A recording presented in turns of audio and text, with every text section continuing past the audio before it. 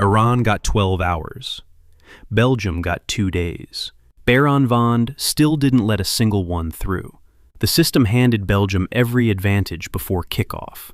More rest, more preparation, more time inside the stadium they were about to play in. And the man who suffered most at the last World Cup, the one who left Qatar in an ambulance, walked out onto that Los Angeles pitch anyway and produced the finest individual performance of this entire tournament. What you're about to hear isn't just a goalkeeper story. It's the story of who the World Cup was built for and who it wasn't. If you had to play a World Cup match on 12 hours in a foreign city, training cut short, body still adjusting, would you even show up? The gap wasn't rumor. It was policy and practice. Iran's coaching staff had planned for roughly 24 hours in Los Angeles before facing Belgium. Enough time for one proper training session, a walk of the pitch, basic recovery. Instead, the squad arrived with considerably less. A training session was cut short. Players were managing jet lag and match preparation simultaneously in a window most professional clubs wouldn't accept before a league fixture, let alone a World Cup group stage match. Belgium, meanwhile, reported arriving in the city with a full extra day, full training at the venue, full recovery cycle, the kind of standard preparation that every major tournament team expects as a baseline. Compare those two realities and a pattern emerges. Iran has been operating out of a base across the border in Mexico, making short cross-border trips close to match day and departing almost immediately after the final whistle. Head coach Amir Galinoui addressed it directly, not vaguely, not through a spokesperson. He said these constraints have made proper preparation extremely difficult. He said his players have had to adapt under time pressure that other squads in this tournament simply haven't faced. 12 hours is not preparation, it's survival. That single fact changes how you read everything that followed. Here's what most coverage isn't telling you. Iran's cross-border arrangement isn't accidental inconvenience. It's the result of a geopolitical reality that FIFA accepted when it awarded the tournament to a three-nation host, and then, by all available evidence, failed to adequately compensate for when building the match schedule. Visa and entry restrictions between Iran and the United States mean the squad cannot simply base themselves in an American city the way European or South American squads can. They cross when they must. They leave when they can. Every logistical decision runs through a filter that has nothing to do with football preparation and everything to do with political geography. What makes this worse is that FIFA had months, years, to identify which teams would face structural disadvantages under this arrangement and build compensating provisions into the schedule. Adjusted travel days, earlier match slots, dedicated preparation facilities closer to the border. None of that appears to have happened in any meaningful way. Iran's players were given the same tournament framework as everyone else, applied to a situation that is not the same as everyone else's. Equal rules, unequal conditions. That's not neutrality. And then the match started, and it immediately got worse. 3 minutes in, Lukaku chased the ball into the 6-yard box, and his knee caught Beiranvand square in the chest and neck. The goalkeeper went down immediately. Medical staff surrounded him. Play stopped for several minutes while the crowd went quiet. For anyone with memory of Qatar 2022, this moment arrived like a fist in the stomach. That tournament, Beiranvand suffered a head collision against England in the opening group match. The scenes that followed drew widespread criticism. Questions about how quickly he was cleared to continue, how the situation was handled at the medical level, whether the right decision was made for the player rather than the team. He left that match. Iran collapsed. The final score was 6-2. He watched the rest of the group stage from the outside, his World Cup over before it had properly begun. Now, here he was again. Same stage, same first match, same moment. A goalkeeper prone on the grass while teammates watched and a stadium held its breath. One of his defenders said afterward that it was not good for the team in that moment, that they knew what it meant if he couldn't get up. He got up.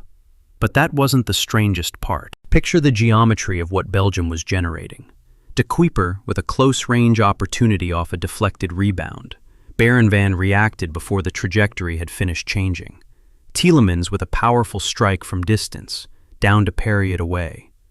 A Tielemans-Goalkeeper combination ending in a volley aimed at the corner, blocked again. 3 world-class stops before halftime, against a team that controlled possession for long stretches and generated chances at the rate Belgium's attacking unit is built to generate them. Then Belgium went to 10 men, and rather than wilting, they produced their best chance of the afternoon. A deflection in the box. A Belgian forward standing 2 feet from an open net. Beiranvand still on the ground from the previous action. By every normal expectation, based on physics, based on positioning, based on basic probability, that ball crosses the line. Instead, stretched flat on the grass, he extended his left arm and got a hand to it, stopped it dead, gathered it. Players inside the stadium stood and stared. Statistical models suggested he denied close to 2 expected goals across the 90 minutes. 7 saves in total. Courtois, one of the finest goalkeepers on the planet, admitted afterward that Belgium simply could not find a way past Iran's number 1. 2 expected goals, 0 conceded, 1 left arm. What happened next made it worse for everyone who still thought this was just a football story. If you're still here, you already know this isn't a match report. Subscribe so you don't miss what happens when Iran face Egypt, because the twist in that story starts with what FIFA still hasn't explained. Here is the detail that should have been the headline and wasn't. In 2020, Beiranvand left Iran for Europe. The club that signed him, that gave him his only experience of professional football outside his home country, was Royal Antwerp, a Belgian club. He spent a season learning European football inside the same domestic league that produced the attack he just shut down in Los Angeles. De Bruyne, Lukaku. The entire golden generation Belgium has been building toward a World Cup for a decade. Beiranvand trained in their country, studied their style of play from the inside, and then walked out onto a pitch 12 time zones away and used everything he absorbed to deny them. The common misconception about this Iran squad is that their defensive performance against Belgium was fortunate, a lower-ranked team hanging on, riding luck, hoping the better side ran out of ideas. The evidence directly contradicts that. Beiranvand made 7 deliberate, technically precise interventions against an attack that knew his tendencies, his positioning, his angles, because they'd had the same access to Belgian football that shaped him. This wasn't a wall. It was a chess player who'd studied his opponent's openings for years. Belgium built the goalkeeper who beat them.